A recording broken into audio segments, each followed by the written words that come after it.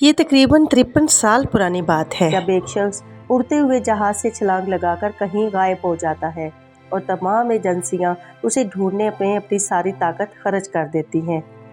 लेकिन आज इतने साल गुजर जाने के बावजूद भी उस शख्स को तलाश नहीं किया जा सका। 20 नवंबर 1971 की बात है जब डीबी कूपर नामी शख्स वेस्ट ओरिएंट एयरलाइंस की परवाज़ 305 पर सवार हुआ। ये शख्स अपने हुलिये और चलने के अंदाज से कोई बहुत बड़ा बिजनेसमैन दिखाई देता था। ब्लैक ग्लासेस लगाए, कीमती ड्रेस पहने, इस शख्स के हाथ में एक ब्रीफ केस भी था।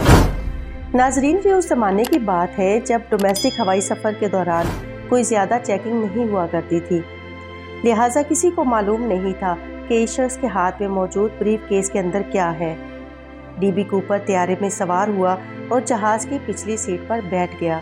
इस शख्स ने टिकट पर अपना नाम डॉन कूपर लिखा था, लेकिन बाद में न्यूज़ में इस नाम को गलती से डीबी कूपर बोला गया और आज तक ये शख्स इसी नाम से मशहूर है। तैयारे की पिछली सीट पर इस शख्स ने सिगरेट जलाई और अपने लिए जूस का आर्डर दिया। 23 साला फ्लोरेंस, जो इस तैयारे में एयर होस्टेस थी, इसके लिए जूस लेकर आती है।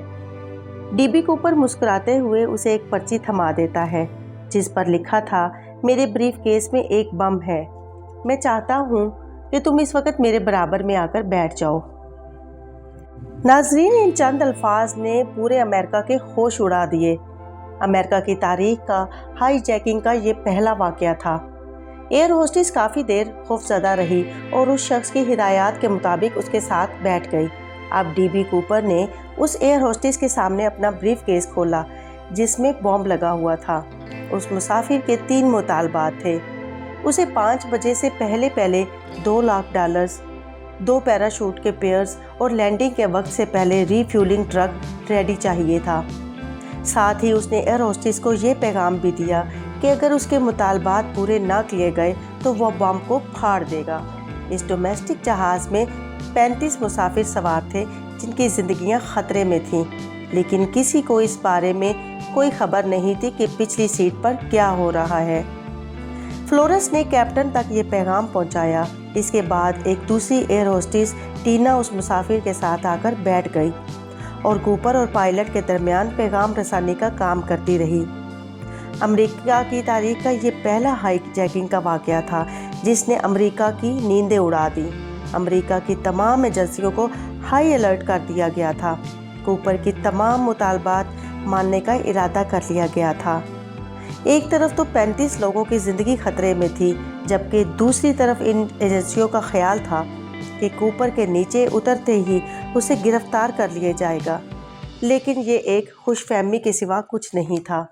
45 मिनट में पहुंचने वाली ये फ़्लाइट अगले 1.5 घंटे तक एयरपोर्ट के इर्द गिर्द ही चक्कर काटती रही, क्योंकि इस दौरान कूपर के मुतालबात के मुताबिक रकम और दीगर अशिया का इंतज़ाम किया जा रहा था।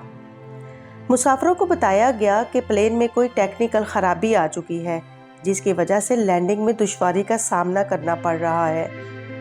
दूसरी तरफ बैंक से रकम का इंतज़ाम कर लिया गया और इस रकम की सीरियल नंबर को नोट भी कर लिया गया। 2 पैराशूट के पेयर्स का इंतज़ाम भी हो गया और ट्रक को रीफ्यूल भी कर दिया गया।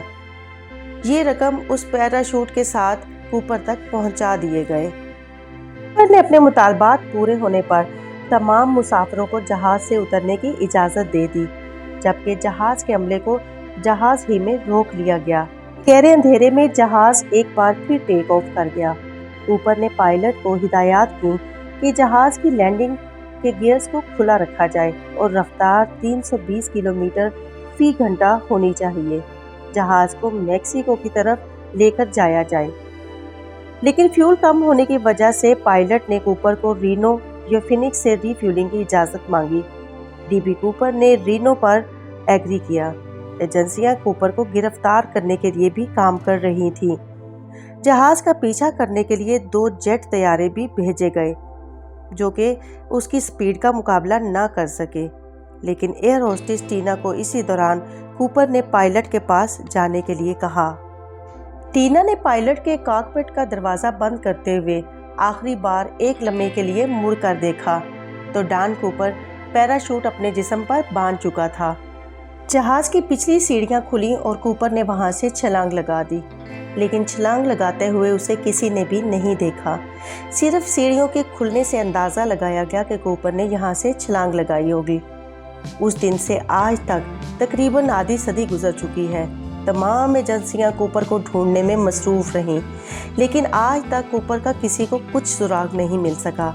ना ही उस रकम के बारे में कुछ मालूम हो सका है जो कूपर ने हासिल की थी। कूपर की असल फ़ोटो भी किसी के पास नहीं थी। एयर होस्टेस और अमले के बताए गए हुलिये के मुताबिक उसका स्केच तैयार किया गया।